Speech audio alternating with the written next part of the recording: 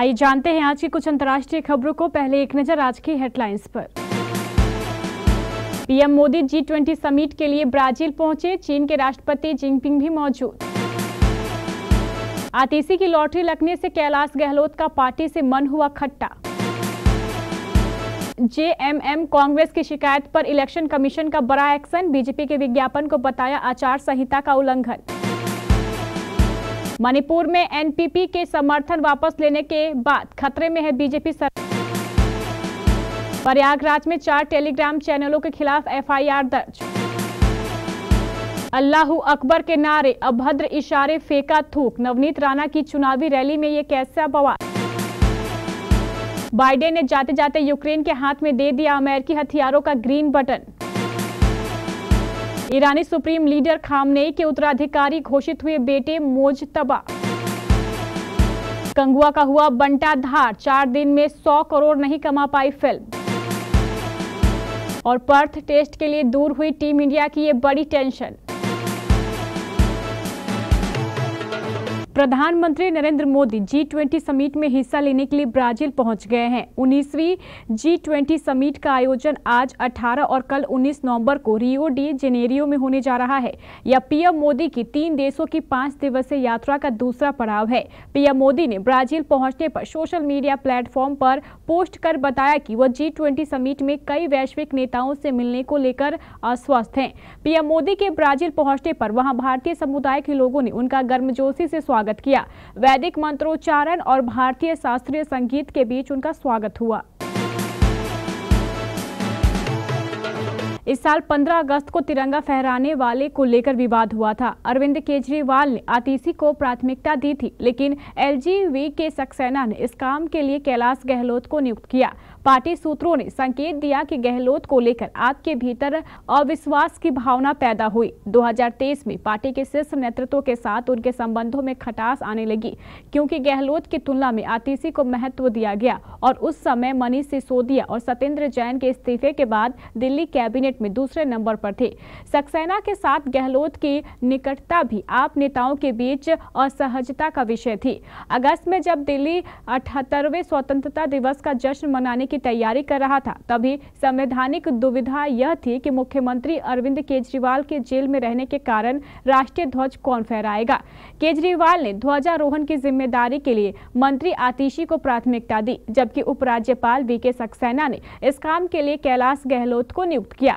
हालांकि आपने औपचारिक रूप से इस निर्णय को स्वीकार कर लिया, लेकिन पार्टी सूत्रों ने संकेत दिया कि इस घटना ने अविश्वास की भावना को जन्म दिया है। केंद्रीय चुनाव आयोग ने कांग्रेस और झारखंड मुक्ति मोर्चा की शिकायत पर झारखंड चुनाव आयुक्त को निर्देश दिया है कि वह प्रदेश भाजपा की सोशल मीडिया टीम के एक्स और फेसबुक पेज पर डाले गए विज्ञापन पर कार्रवाई के निर्देश जारी करे। बीजेपी के पोस्ट में कहा गया था कि पूरे झारखंड का काया पलट कर देंगे। केंद्रीय चुनाव आयोग ने कहा है कि कांग्रेस और झारखंड मुक्ति मोर्चा की शिकायत को देखने के बाद चुनाव आयोग ने पाया कि शुरुआती तौर पर झारखंड बीजेपी के ही ओर से जारी किया गया यह विज्ञापन आचार संहिता का उल्लंघन है। केंद्रीय चुनाव आयोग ने राज्य चुनाव आयुक्त से कहा है कि वह सोशल मीडिया प्लेटफॉर्म को जानकारी दे कि इस ऐड को हटाया जाए। साथ ही प्रदेश बीजेपी को निर्देश दे कि इस ऐड को जहां कहीं भी जारी किया गया है उसको तुरंत हटाया जाए। मणिपुर में जारी अशांति के बीच कॉनराड संगमा के नेतृत्व वाली नेशनल पीपुल्स पार्टी ने रविवार को भाजपा के नेतृत्व वाली मणिपुर सरकार से अपना समर्थन वापस ले लिया। भाजपा के राष्ट्रीय अध्यक्ष जेपी नड्डा को लिखे गए एक आधिकारिक पत्र में एनपीपी ने कहा, मुख्यमंत्री एन वीरेंद्र सिंह के नेतृत्व में मणिपुर सरकार राज्य में जातीय हिंसा को नियंत्रण करने और सामान्य स्थिति बहाल करने में पूरी तरह से विफल रही है।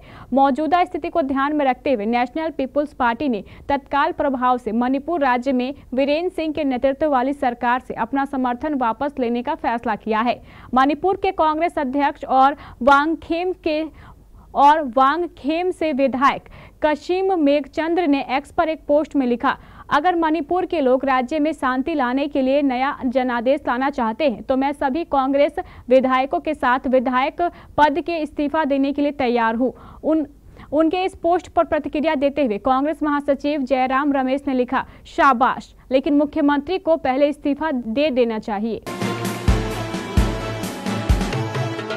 उत्तर प्रदेश के प्रयागराज में यूपी लोक सेवा आयोग के खिलाफ प्रतियोगी छात्रों के विरोध प्रदर्शन से जुड़ी बड़ी खबर सामने आई है। प्रतियोगी छात्रों को उग्र और हिंसक बनाने के आरोप में सोशल मीडिया प्लेटफॉर्म टेलीग्राम के 4 चैनलों के खिलाफ एफआईआर दर्ज हुई है। इन चैनलों पर भ्रामक सूचनाएं अपलोड करने और प्रचारित करने का आरोप है कि चैनलों की भूमिका छात्रों को हिंसक बनाने और कानून व्यवस्था खराब करने की थी। जिन चैनलों पर कार्रवाई हुई है उनमें पीसीएम अभियाशा टेलीग्राम चैनल, सामान्य अध्ययन ईडूशाला टेलीग्राम चैनल और मेक आईएएस ऑफिशियल और टेलीग्राम चैनल पीसीएस शामिल है। भारतीय जनता पार्टी के नेता नवनीत राणा ने रविवार को बताया है कि अमरावती जिले के दरियापुर तालुका के खलार में जनसभा को संबोधित करने के दौरान उन पर कुछ लोगों ने थूक फेंके, उन पर अभद्र इशारे किए गए, साथ ही उन्हें लेकर विवादित टिप्पणी की गई। उन्होंने कहा है कि सभा के दौरान जब मैं भाषण कर रही थी तभी कुछ लोग जोर जोर से हुडिंग करने लगे। कुछ लोगों ने अल्लाहू अकबर के नारे लगाने शुरू कर दिए। नवनीत राणा ने बताया है कि जब आपके आसपास चाहने वाले लोग खड़े होते हैं तो इससे समझ में आता है कि जरूर कुछ ना कुछ गड़बड़ चल रही है। इसे किसी भी कीमत पर स्वीकार नहीं किया जा सकता। इसके बावजूद मैंने अपना भाषण बहुत ही शांतिपूर्ण तरीके से संपन्न किया। मैंने उन्हें समझाया कि किसी भी प्रकार का हुड़दंग ना हो। मैं यह नहीं चाहती थी कि सभा में आए किसी भी व्यक्ति को किसी भी प्रकार से क्षति पहुंचे। अगर ऐसा होता तो मुझे अच्छा नहीं लगता। इसलिए मेरी पहली प्राथमिकता यह थी कि सभा में स्थिति ना बिगड़े। अमेरिकी राष्ट्रपति जो बाइडेन ने अपना पद छोड़ने से ठीक 2 महीने पहले एक बड़ा फैसला लेते हुए यूक्रेन को रूस के ठिकानों पर हमले करने के लिए लंबी दूरी की मिसाइलों का उपयोग करने की अनुमति दी है। इन मिसाइलों को अमेरिका ने ही यूक्रेन को दिया है। न्यूयॉर्क टाइम्स ने अमेरिकी अधिकारियों के हवाले से कहा है कि मिसाइलों का इस्तेमाल पश्चिमी रूस के कुर्स्क क्षेत्र में रूसी और उत्तर कोरियाई हमलों के खिलाफ यूक्रेनी सेना की रक्षा के लिए किया जा सकता है। यह फैसला ऐसे समय में आया है जब डोनाल्ड ट्रंप जनवरी में राष्ट्रपति का कार्यभार संभालने वाले हैं। डोनाल्ड ट्रंप कई बार ये कह चुके हैं कि वो रूस यूक्रेन युद्ध को खत्म करने की पूरी कोशिश करेंगे। अधिकारियों के अनुसार यूक्रेन को लंबी दूरी की मिसाइलों का उपयोग करने की अनुमति दी गई है, जिसके साथ ही अब वो आर्मी टेक्निकल मिसाइल सिस्टम यानी ATACMS का प्रयोग कर सकेंगे।